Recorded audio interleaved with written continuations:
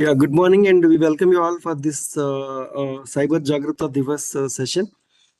So let me give you the brief introduction about this session, and later part, like we will be moving on to the actual session. So this Cyber Jagrookta, this like we are observing, from last 1+ year or so. So Ministry of Electronics and Information Technology is organizing this event every first Wednesday of every month. For ministry officials as well as the other organizations employees in this record. So like since like many organizations and many participants are participating, like we were doing it through virtual instructor led awareness training program. So like basically the objective of this awareness training program is to create awareness among the various employees on the various issues which are happening in the internet on emerging internet space. Like what we have chosen is like what it was suggested by the MHA is also like our organize awareness workshops, seminars, and interactive sessions kind of thing. And like here and there, like we're also organizing this quiz competition, and we are also sharing the best practices and case studies with respect to each of the session. I think like who are all attending the sessions continuously, like we have covered more than 16 various topics which are related to the cyber hygiene practices, which everyone should follow as part of their uh, daily professional as well as personal life, right? So that is how like we were trying to create awareness among the various group of people. Like as such, there is no categorization of group. All the employees of all the ministries and departments as well as organizations can participate in this awareness workshop, because like it is only an awareness workshop so that you can understand those things and you can follow those things as part of your professional as well as personal life.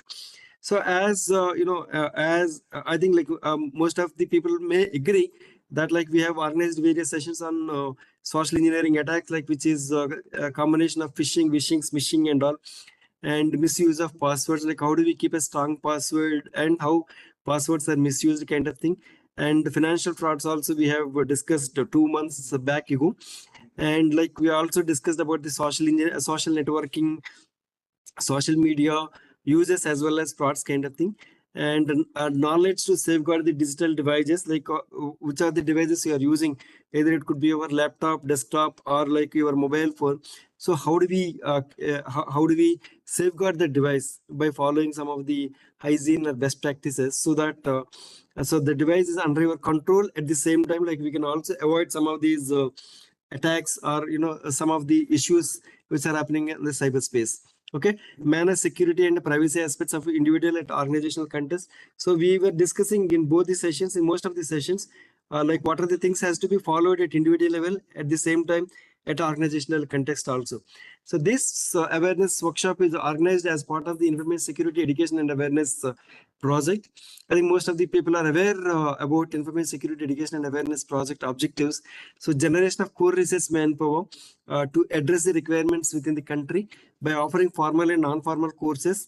And to offer those formal and non-formal courses at academic institutional level, we are also upgrading the skills of the faculty members so that they will be able to deliver it effectively, so that students also can acquire the skills in a better manner, so that they can enhance their knowledge and use it use it for the betterment of the country and safeguard the country. And like we're also offering short-term and specialized courses for the professionals within the ministries and departments, so that they'll be able to take care of the ministry as well as departments security person. And we're also training the government official training program. So like we are doing this continuously, and this month 12th we are organizing one government official training program, 1 day training program, and 27th also we are doing one more training program. So like who are all interested, all the ministry and department people are encouraged to join the training program, so that you will learn various things about the information security, and like what are the best things you can follow and good things you can follow as part of your professional and personal life. And like this, like we are organizing this awareness campaign across the country with the support of all these 52 institutions to implement this entire project. Like we have different categories of people, overall 52 institutions are there, including the IISc Bangalore, IITs, NITs, and state technical universities and center of excellence, and selected the CDAC and IELTS centers. These are the people like who are involved in implementing this entire IACA project across the country. And government official training program, 12 CDAC and IELTS centers are organizing at various locations, and awareness program with these with the support of 52 institutions, like we are able to do across all the states across the country, right? So this is how the structure, implementation structure, which we are following at this point of time. And this is how like we are trying to reach out the people. One is awareness in the form of awareness workshops to different stakeholders in different forms, and indirect mode, like we are having an excellent website called infosecawareness.in. So the infosecawareness.in website is have a multilingual content where you can use it for your enhancing your skills, as well as everyone, not only you, your family members, your colleagues, your entire organization can make use of that portal to enhance their knowledge and to follow some safe and cyber hygiene practices.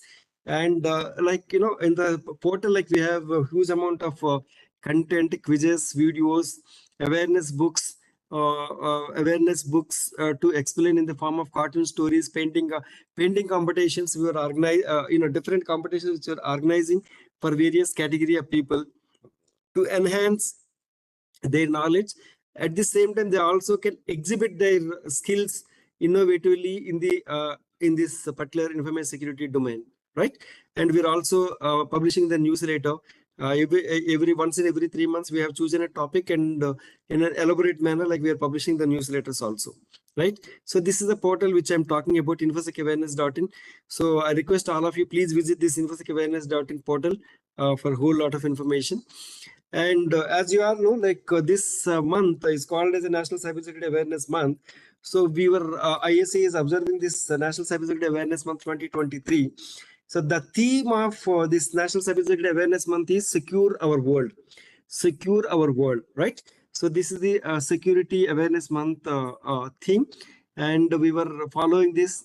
And we also request all of you follow our social media handles, so that like every hour, like hourly basis, we are posting a lot of awareness material in our social media platforms, so that people can make use of that material to create awareness among the employees of the organization. At the same time, they also enhance their knowledge. So with under this theme, like there were 4 things which were chosen. Cybersecurity Awareness Month 2023 will focuses on 4 key behavioral aspects. So which are those? Using a strong password. I think most of the people are aware, like what is a strong password, how do we set the strong password, and all such kind of things. So you have to have a strong password, strong, different, unique password for different accounts. And at the same time, like you also should make use of the turn on MFA, multi-factor authentication, right? So whenever you are using your username and password for entering any account, and nowadays most of the platforms are providing this multi-factor authentication. So what do you mean by multi-factor authentication? Which is another layer of security added to your accounts or to your data to safeguard your data. Okay, example is normally you provide your email ID or your user ID and password. Immediately we log in.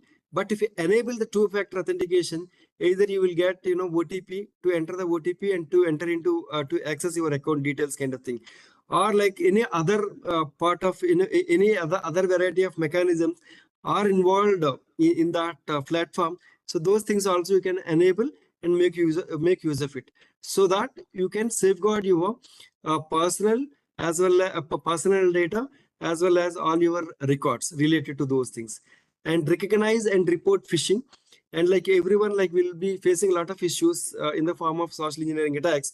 So those things, how do we recognize and how do we report and where to report kind of thing. So those things are also we are doing. And update your software, which is very, very important. I'll just show some of the slides so that you will get to know.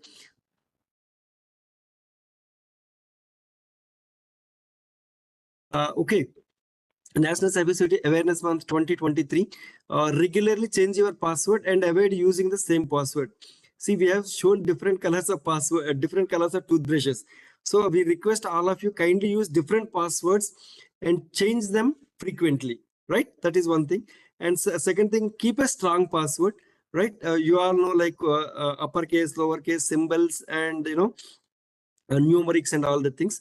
And multi-factor authentication, as I told you, this is another, it provides an additional layer of security and protects your sensitive data, which is very, very important, and reduces the risk of security breaches, right? The moment you enable this, see, for example, normally we also will keep for homes, for our home, we will keep one lock, and top of it, like, you also will be having iron grill. There also you will keep another lock. Why do we keep? So for a better security and to safeguard ourselves, right?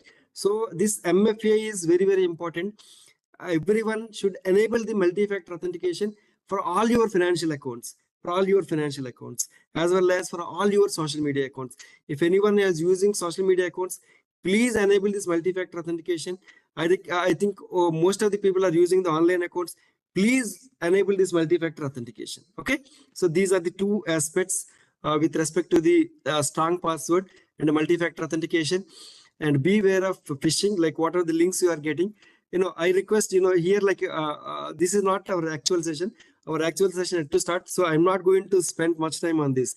So I request all of you, please visit our portal, follow our social media handles, so that you will get whose amount of information, right? And the fourth aspect is like update your software, which is very, very important. So what are the advantages you will get update when you are updating your software on regular basis? So patch up your security flaws.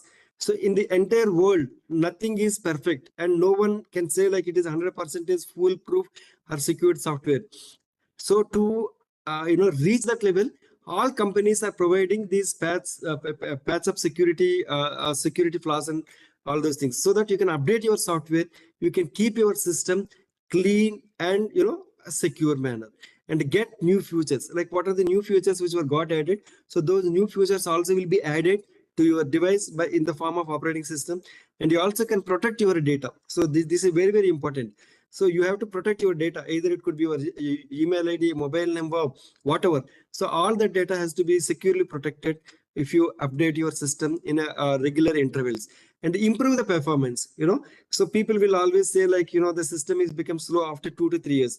So to continue that speed, you have to have good updates, so that your system also will be your system performance also will keep on increase, and ensure the compatibility, right? Any new browsers comes kind of thing, or any new softwares. So all those things, like will be useful to run your things in a perfect and good manner, right? And you have to have good and anti-phishing and anti-malware software on your device. So I request all of you use the chart area. So how many of your system, or how many of your smartphone is having a antivirus software or not? Can you please say yes or no in the chat area, whether your system, like your mobile device, is having any antivirus software? Is yes or no? I request everyone to please say yes or no. All right. I request everyone, all the officers has to say. All right. So I'm waiting for the response. Then only I can go further. All right. So we are getting mixed responses. I'm waiting, right?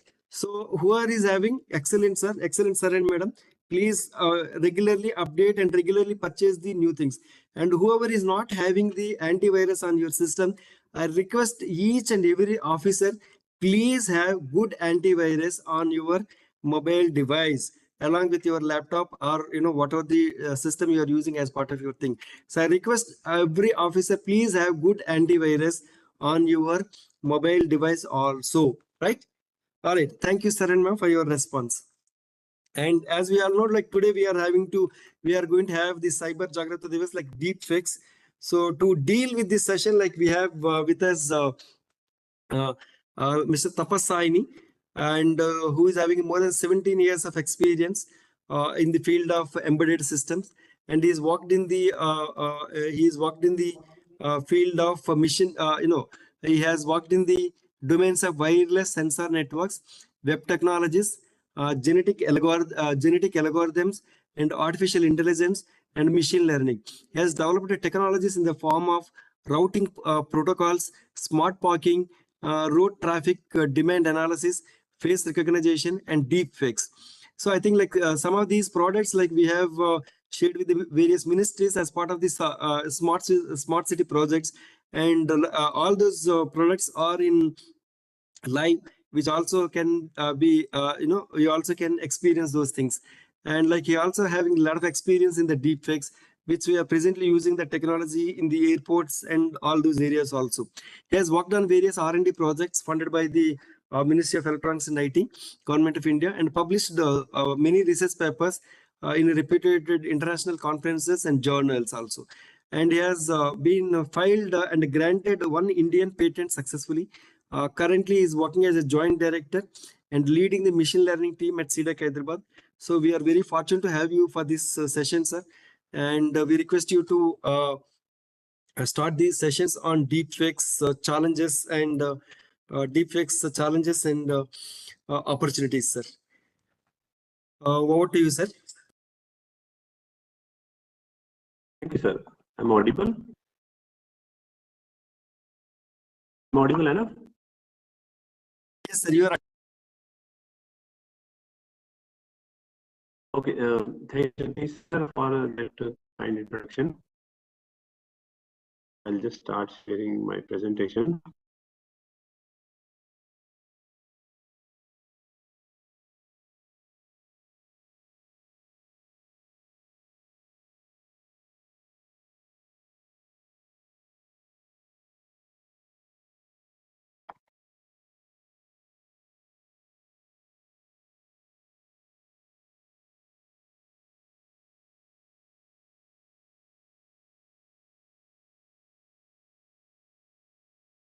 Confirm whether can you see the presentation full screen?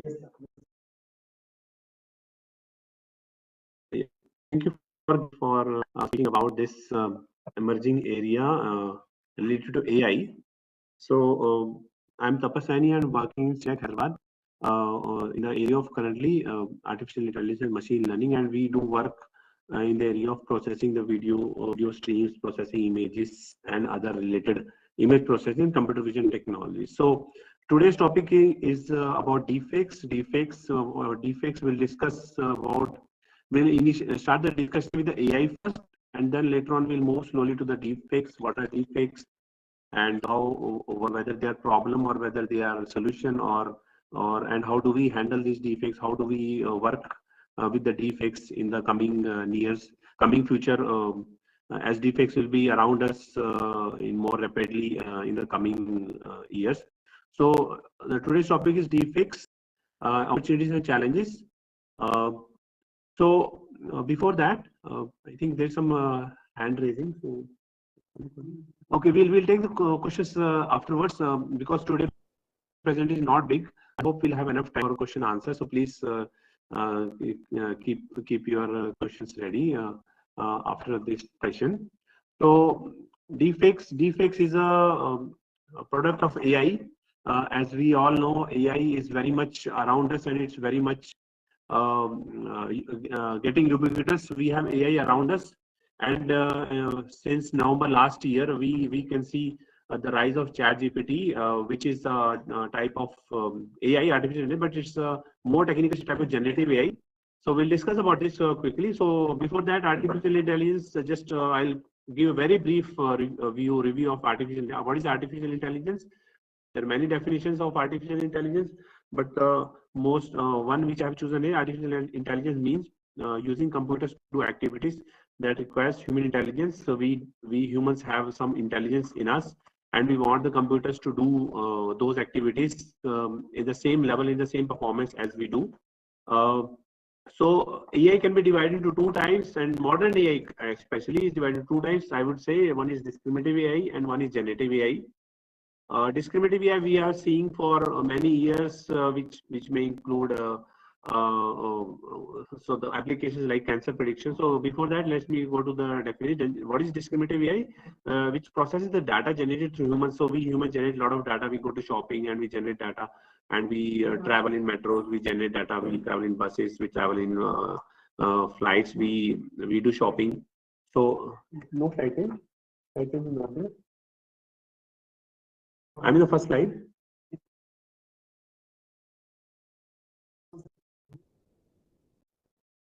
No, no. Yeah, I see V2. Huh? So slide change is not there. Hold on, let me reshare it. Reshare it. No, actually, I have to play some video. I'm not sure whether you will play there or not. Let me do one more.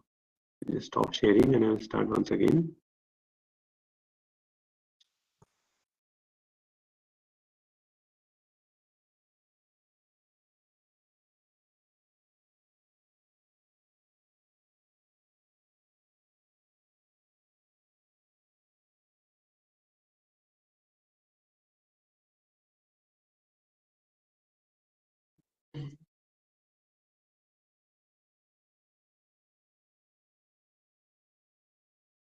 Hold on, hold on.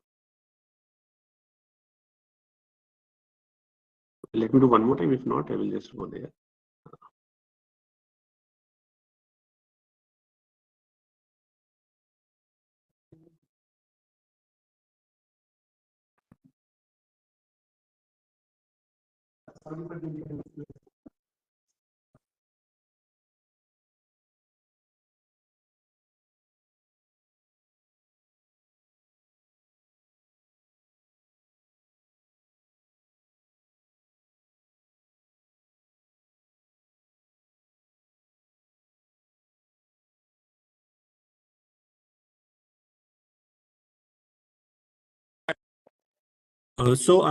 We were discussing about the discriminative AI and generative AI.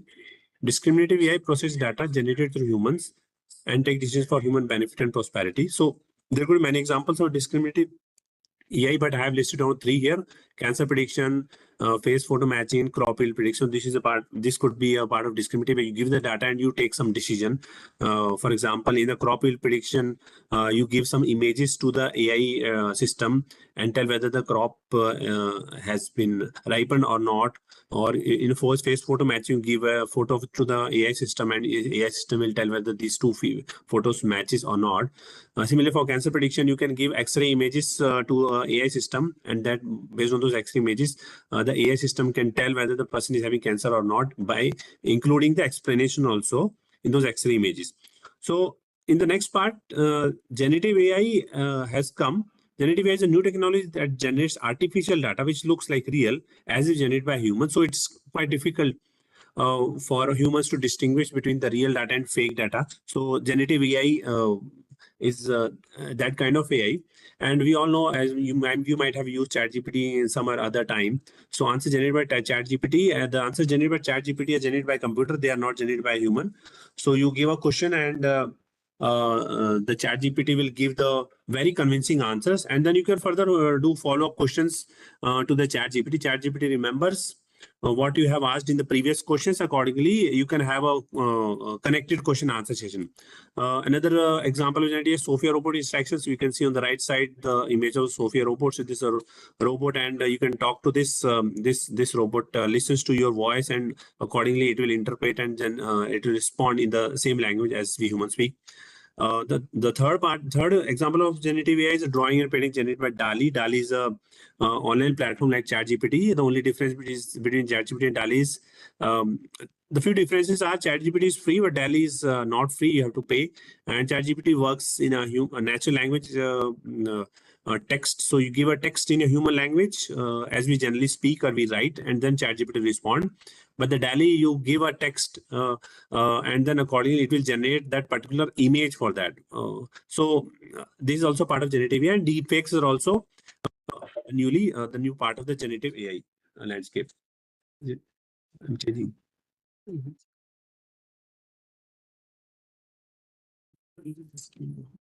Pardon? Yeah. So I'll briefly go to the consequences of. Just hold on, there's some issue. Please just see that.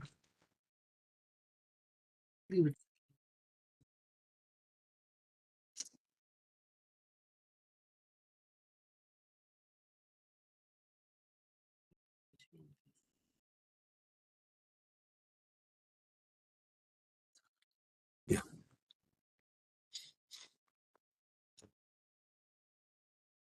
See. So the concept of generative AI through ChatGPT, as we know that it's a chatbot which is helping students, researchers in their daily activities, and it can help to provide the quick solution to technical problems. But there is another dark side of the ChatGPT, as is written here. ChatGPT like AI technology suffer from AI hallucination. Some of you have heard of AI hallucination. AI hallucination, which is generation of nonsense and wrong facts-based output and response. So ChatGPT can be tricked. People can trick ChatGPT to generate the hallucinated or nonsense output. Here are some examples I have given. ChatGPT falsely told Australian voters that their mayor, which was actually whistleblower of some particular corruption, was actually jailed for bribery. So another case was ChatGPT created a fake legal document accusing a radio host of fraud in some of the European country. But it is also to be noted that ChatGPT itself warns the user it may occasionally generate incorrect information. But mostly users, most of them may ignore this warning and they think that whatever ChatGPT is producing, that output is correct. One reason of that could be the convincing the type of answers ChatGPT generates are very much good in the grammar, and as accordingly people think that it is a correct answer. So ChatGPT and similar models can also be tricked to get and spread malicious software, virus, and more. Some people have tried they have tricked ChatGPT to create the malicious software. But obviously, if you directly go to ChatGPT and ask to create a malware for me, then ChatGPT will simply reject your request. Even I also had tried in the deepfake scenario. I had asked ChatGPT to generate deepfake, but ChatGPT simply rejected. The deepfakes are not good, so accordingly. But still, people can find ways to trick this technology. And tools like ChatGPT may create high quality text which can be misused for phishing purposes also. High quality business mail by hackers through WarmGPT on dark web. So WarmGPT is another tool which is available on the dark web platform, where you can create a high quality business mails. Obviously, you can create a high quality business mails from ChatGPT also, but WarmGPT is specially made for that particular purpose. So these were the consequences of generative AI. And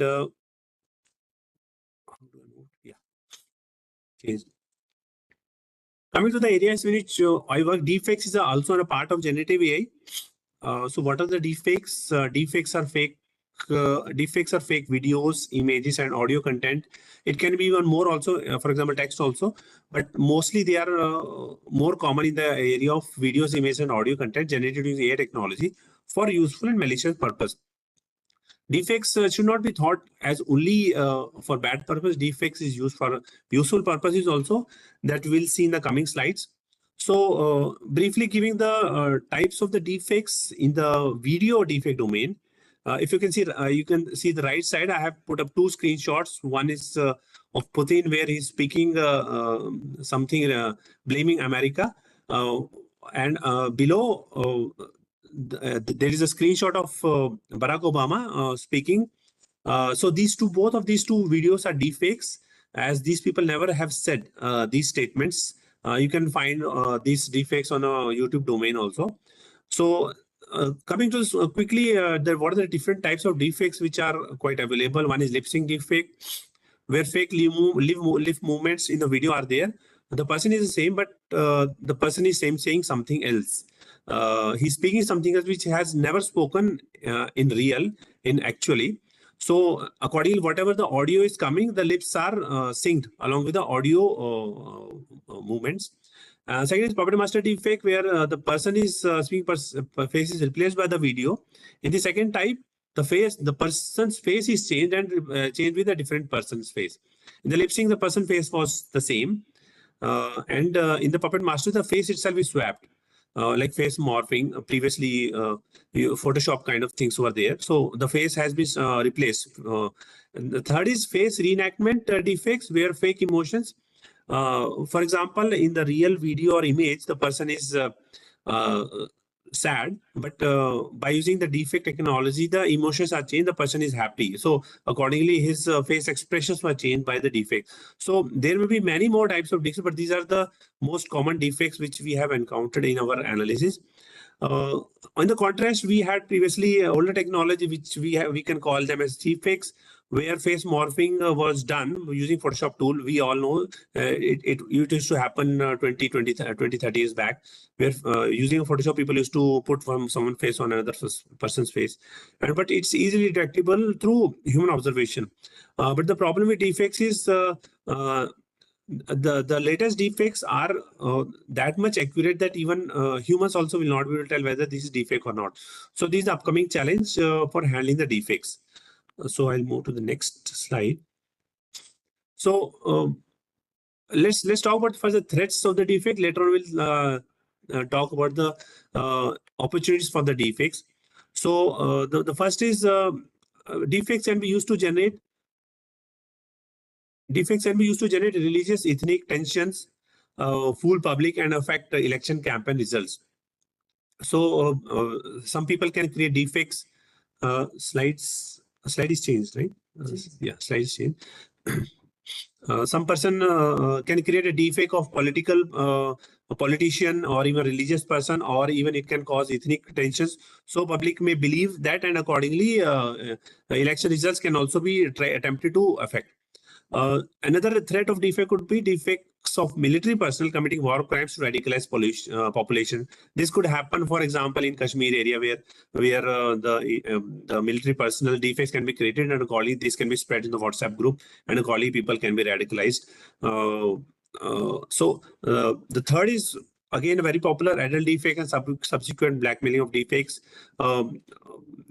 In the revenge, for the case of revenge, some people can create the deepfakes, adult deepfakes, and accordingly they can blackmail the victims. And there has been many cases happened. Long back, there was a case happened when there was a blank WhatsApp call, and there was a WhatsApp call to somebody in Indian territory from a unknown number. And when he accepted the WhatsApp video call, so he opened his video, but the other side video was not there.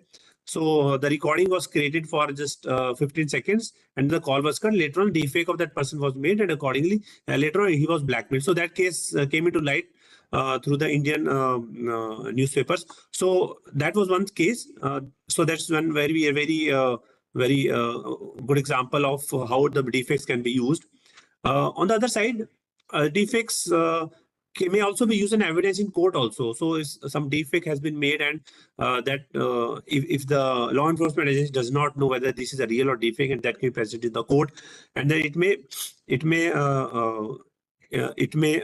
fool the court also.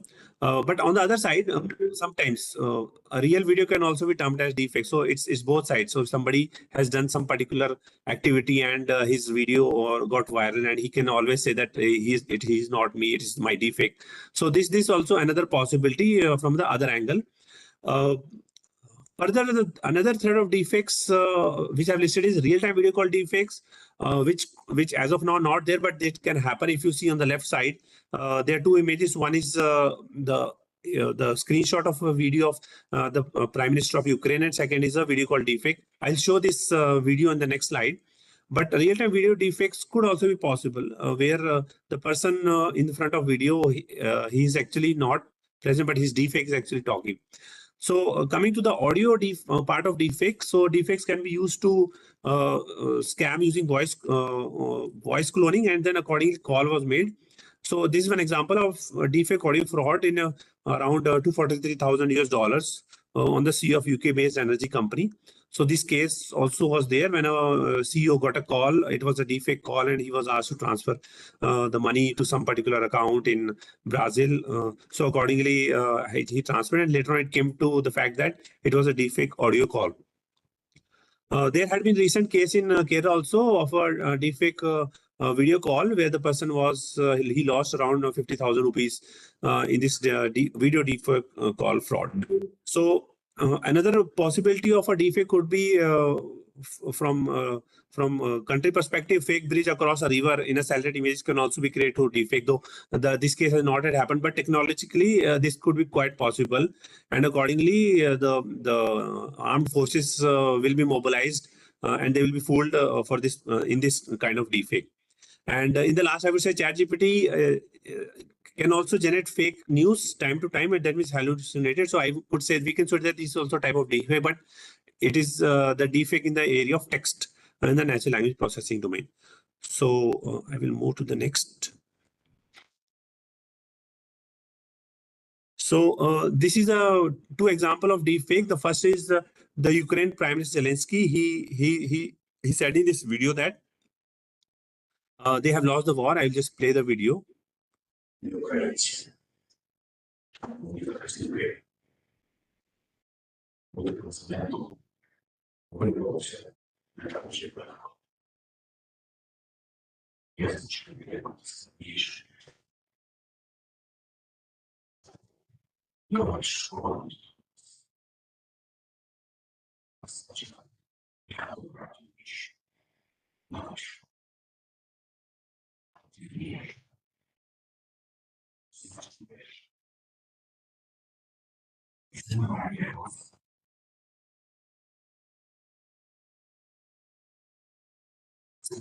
So what this person is saying that he's asking armed forces to lay down their weapons and they have lost the war. But actually later on it came to this was a deepfake.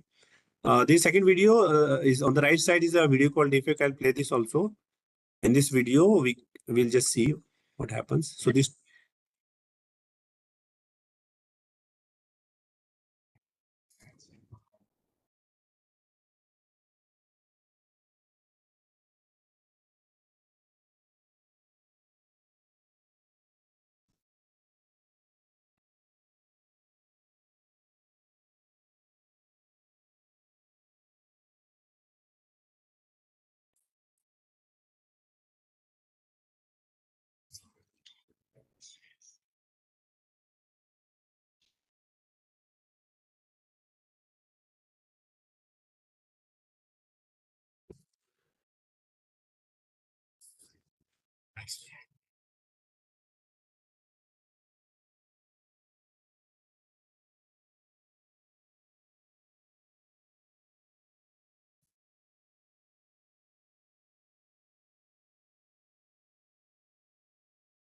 So we could see that in this two people were doing video call, and accordingly one person has jumped into this video call, and he was not actually the Elon Musk, the CEO of Twitter and SpaceX. So he was actually deepfake, and we can see that the video call quality, the deepfake, the person did not do much head movements in this video call. And but we could see the person is blinking as an eye and speaking also. Lip movements are also synchronized. So coming to the deepfake threats in political landscape, as I said, it can be used to generate religious, ethnic tension and fool public and affect campaign results. It can also be used for the execution of political marketing by politicians in vernacular languages during the election. So this is one video of the politician, Sri Manoj Tiwari ji. He was a Delhi politician, and accordingly his deepfake was created and circulated over the internet. I will just play this video.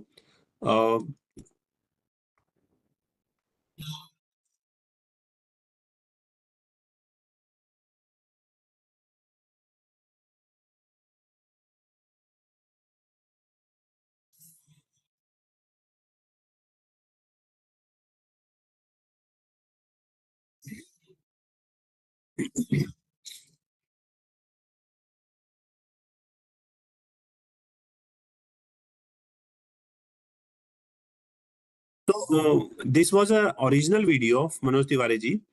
And on the right side, right of the two videos, they are the deepfake videos, one in Haryani language, one in English language. I'll play these videos.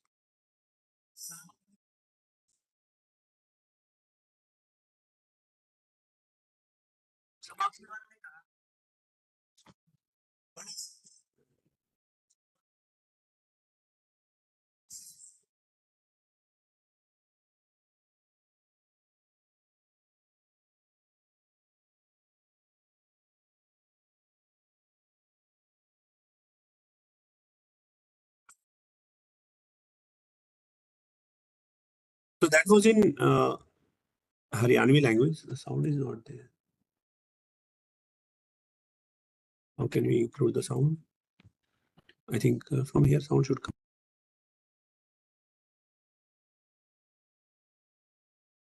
Should go.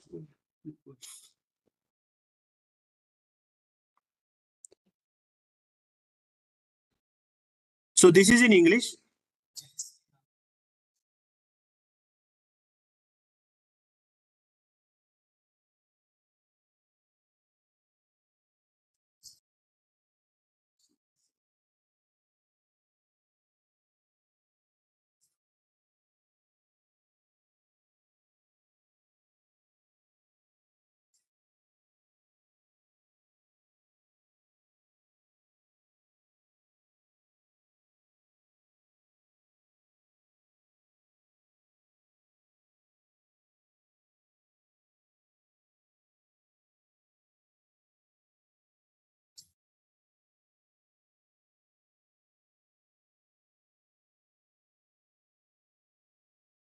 So in these videos, irrespective of the content, we can see that how the language has come, how audio has come up, and how lip syncing has been done. So this is the first part of deepfake. This is first lip sync based deepfake where the audio is changed. The person is the same. If you can see on the left side, the person is the same. And in all the three videos, there is some same person. But in the left side video, the person is speaking actually what I have spoken. But on the right side, these are deepfakes.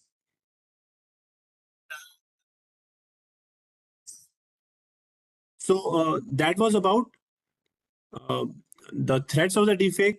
We can say coming to the benefits, as it is the other side of any technology. Deepfake benefits. Deepfakes can be used as a digital avatar in social media applications to enhance privacy. Um, Deepfakes can be used for example, for virtually trying on clothes while shopping, upload photo and see outfits on deepfake avatar. Further, realistic video dubbing of foreign films to match lip movements with local language audios. So we might have seen the dubbing of the movies in the different language. So deepfakes can be used to help the lip syncing in the foreign films whenever people speak in another of other language. For example, the movies in English and we are doing the dubbing in Hindi. So according to the audio, the lip movements are changed. So there's one possibility of deepfakes can be used. Creating videos, voices of deceased relatives. This is also another possibility. If someone has passed away and you want to still create a video or voice of that person for your own personal purpose, so definitely deepfakes can help in that. As you can see on the right side, I have shown one animated image. This image is of a person called Salvador Dali. I think he's from Spanish. He was a Spanish person. He died long back. But the researchers have created his deep fakes, and in a museum they have put up their his video. So it's a deep fake Salvador Dali taking selfie with museum visitors at Dali Museum at St. Petersburg, Florida, USA. So the people who visit this museum, they can go in front of this kiosk, and this person will take a selfie with you, and that you can further you share it with your social media channels. So this, as I said, this Salvador Dali has been died, but because this person was quite popular, so his deepfake was created, and people can visit and take a selfie with him. Deepfakes can be further used for education and entertainment through the reanimation of historical celebrities, as we just now seen.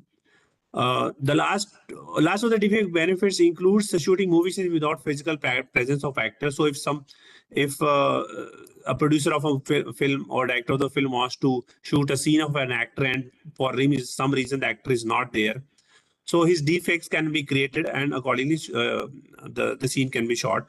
Uh, Obviously, after his permission, the deepfakes can be useful in this particular scenario. So here we can see deepfakes can still be used. It can be used in digital avatar social media platforms. It can be used for virtual shopping. It can be used for dubbing. It can be used for creating voices of passed away people. It can be used for reanimation of historical celebrities. Maybe who knows? Tomorrow we may see a deepfake of Mahatma Gandhi ji and speaking. So the possibility could be there. And you will ask in the last shooting movie scenes without physical presence of actors. So these are some of the benefits of deepfakes.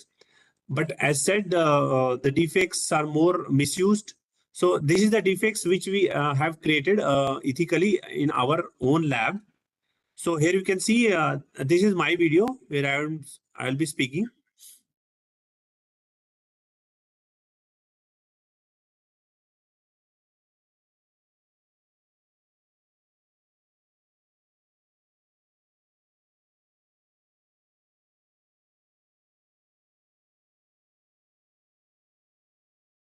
that was my original video. This original video of second person.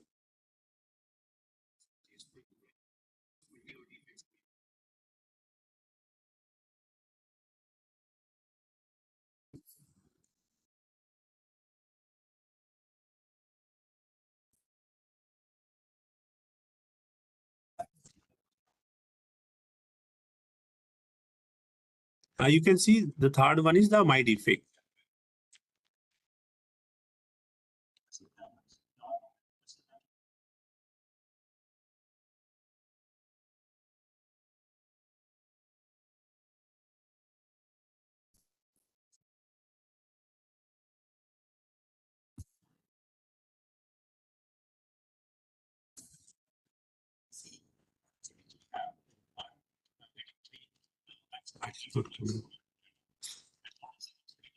Video playback.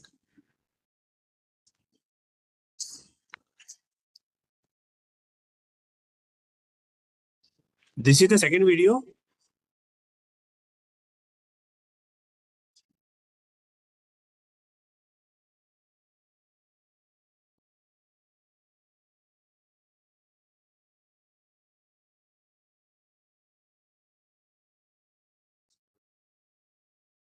So what I would like to say is this video and this video, they have been combined to create this third video. This is a deepfake video. So this is a real video. This is a real video, and this is also a real video. The right side two videos are the deepfake videos. So here I will just play. I hope you can see the lip movements.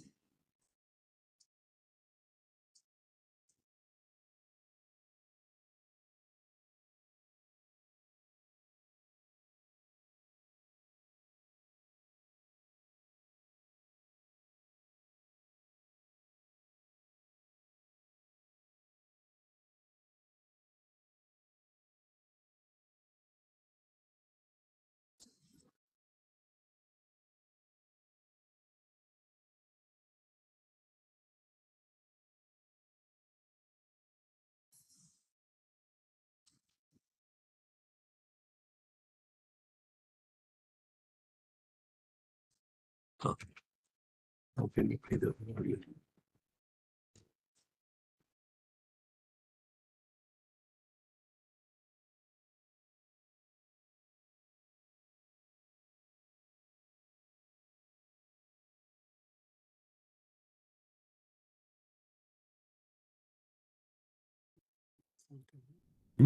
I didn't do anything.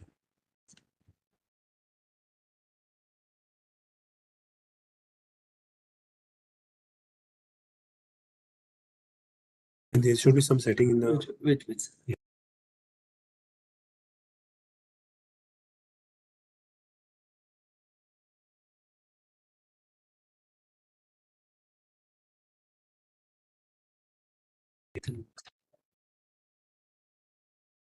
Just tell them like what is it.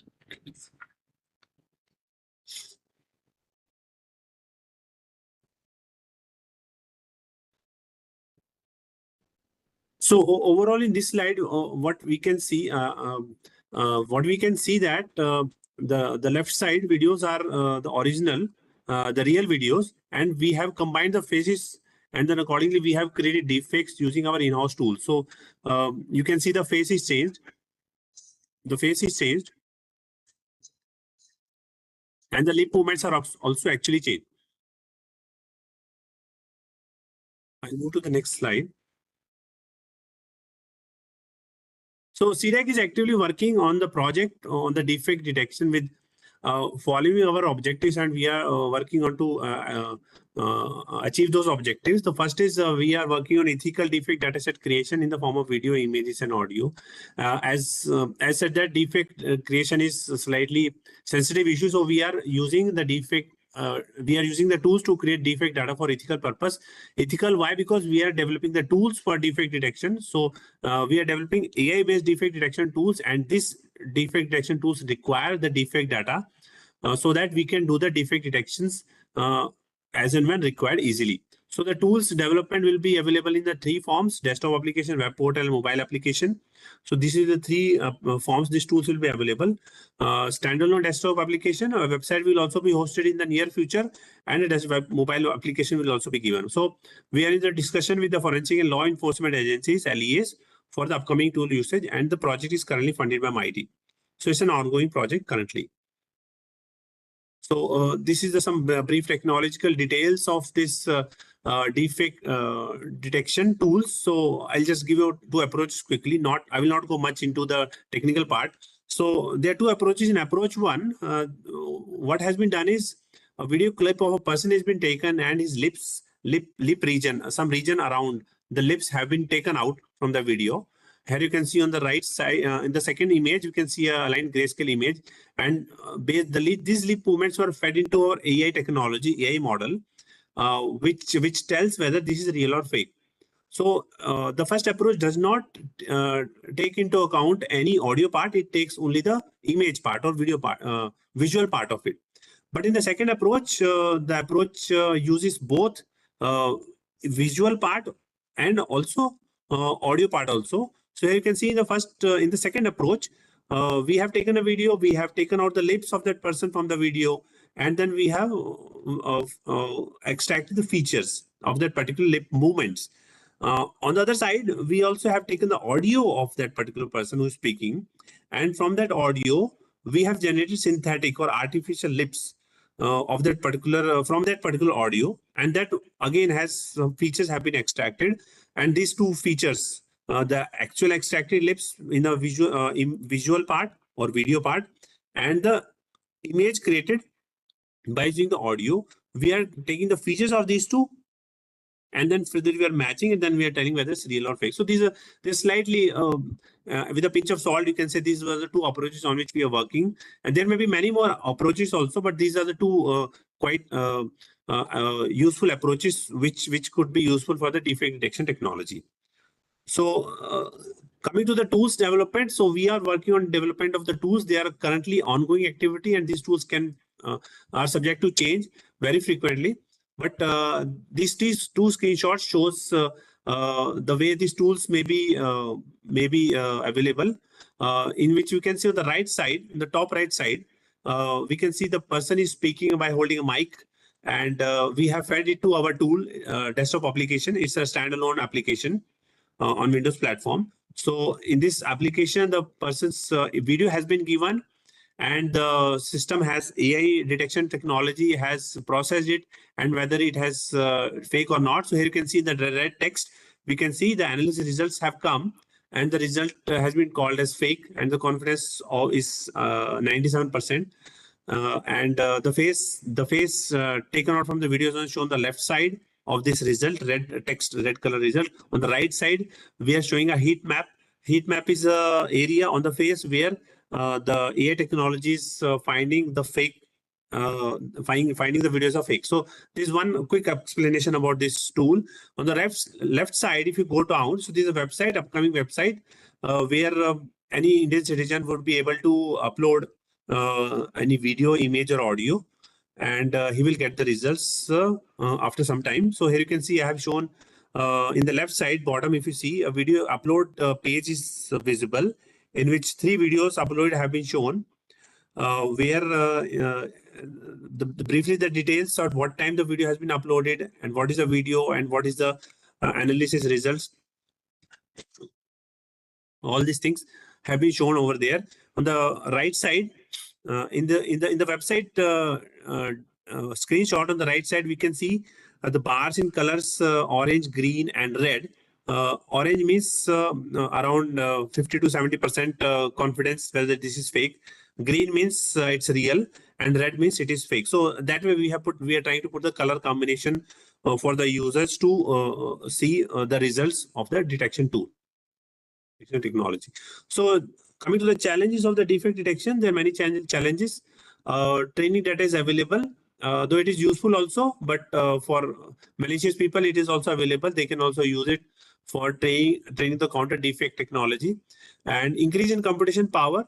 So as the computation power is increased, it's easy for hackers or mischievous people to generate the deepfakes.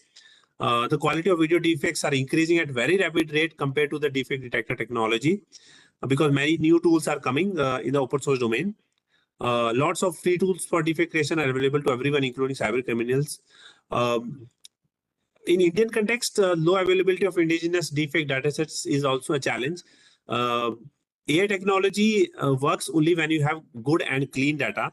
So in this deepfake detection AI technology also, we need to have more and more indigenous deepfake datasets, which is applied for the Indian demographics, not for Western and European demographics. So if we have more Indian deepfake datasets, that will help researchers to generate better deepfake detection models. High cost associated with dataset collection and management. This is also another challenge. Dataset collection and management is a time consuming task. Which is slightly higher on the cost side. So that also has to be seen. Low efforts in data collection, creation, and more efforts to technology. In Indian context and everywhere, as data collection is a time consuming and painful task. So people most generally people switch more to the technology part and less of the data collection part. Upcoming real-time video call deepfakes and audio call deepfakes are also challenged in the future. Handling over the deepfakes. How do we handle deepfakes? The first is there are many approaches. One is media literacy. Citizens needs to be informed about the presence of deepfakes in social media and their ability to affect people through their decisions and opinions. So this is the first and the most cost-effective way of handling deepfakes. People should be aware that deepfakes kind of things are already there in the social media platform. So anybody can create a deepfake of me and then circulate on the internet. So people need to be aware.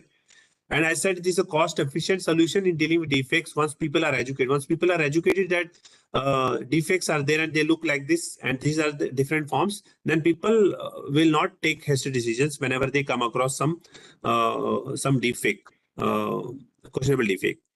The third thing is, as said, our ICR team keeps on updating, providing informative videos on the challenges in cybersecurity. So people need to be updated with the ICR campaign, including Stay Safe Online, where these type of deepfakes and other areas are also covered. So people need to be aware about this ICR campaign. They can get educated to this type of campaigns.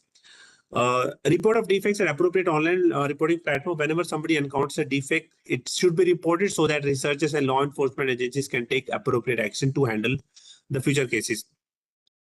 As I said, the side effect is also that sometimes real media can also be said as a defect, so that also has to be seen. If so, people need to be aware that there is both sides of this technology. People can say real video is a defect, or people can believe a defect video is a real. So both side things are there. The second is handling defects using legislative solutions. So from the law angle, it is social media platforms should be mandated to put the filters of the defect, which may include Twitter, Facebook, and other type of platforms. Obviously, they might be working on that direction also, but having filters over there also will be useful.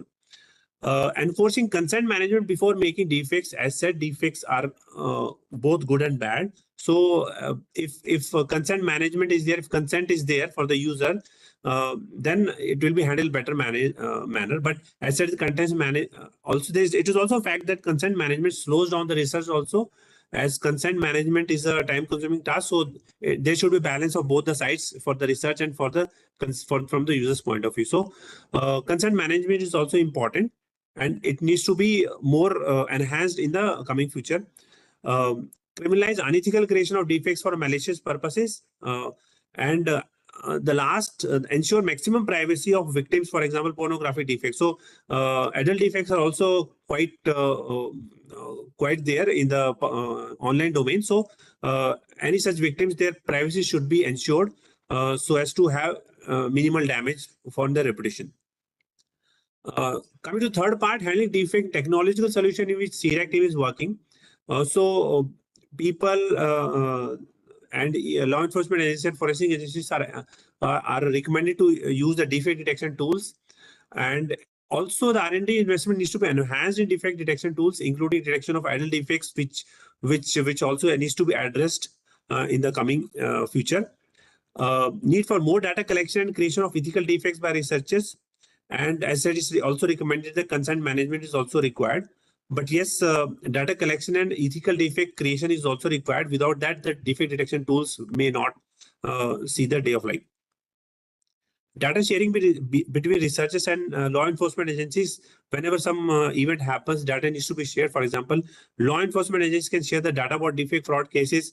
On the other side, researchers can share the tools with the law enforcement agencies for the deepfake detection. And asset prompt reporting of questionable media should also be there in the public platforms. So by this way, I end my presentation. Thank you for your listening, and I'm open to any question answers if you have. Thank you. Thank you so much, sir, for your wonderful and excellent presentation. And it gives you a lot of, education on how do we safeguard ourselves from the deep fake and all. And in the meantime, like I request participants, please make use of your chat area.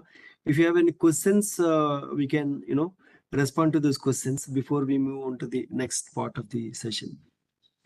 If there are any questions, please keep it in the chat area. And if someone wanted to unmute, please let me know so that we will unmute the respective officer.